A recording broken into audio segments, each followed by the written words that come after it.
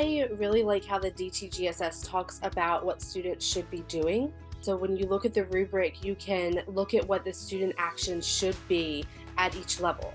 So if you're aiming for a level 4, you can just go in and it says exactly like students should take initiative to manage classroom procedures. So instead of thinking about what my actions are, it's really allowed me to shift the perspective to how did the lesson plans focus on students owning it, students doing it, which goes collaboratively with the core teacher skills. So if I'm not sure how to get students there, I can just scroll down and in looking at the lesson planning, I can pull out like, oh, I want to use random calling patterns and then set up the systems around those structures.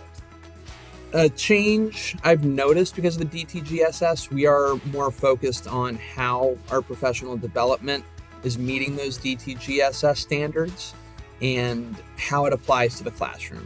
Meaning, if we're learning restorative practices or if we're learning activating strategies, where on that DTGSS rubric does that happen? So it's easier for us to see the importance. I do think the DTGSS encourages professional growth. It lets you see what the standard is, where you should be. It's very clear on what that difference is between a 1 and a 2 or a 2 and a 3 versus effective, not effective. I think it's clearer and it helps you figure out where you need to grow and what you're striving towards.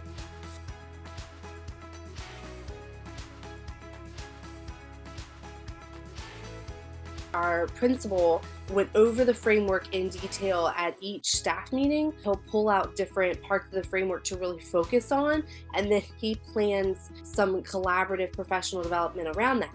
So for example, we went over the framework at a first staff meeting, and then at a BD session, we went over how student collaborative conversations should go, and he gave us a bunch of options for systems to set up or frameworks to set up those collaborative conversations, which goes back into that student-centered classroom. So we could pick from structures to then work towards that student-centered and that level 4 classroom.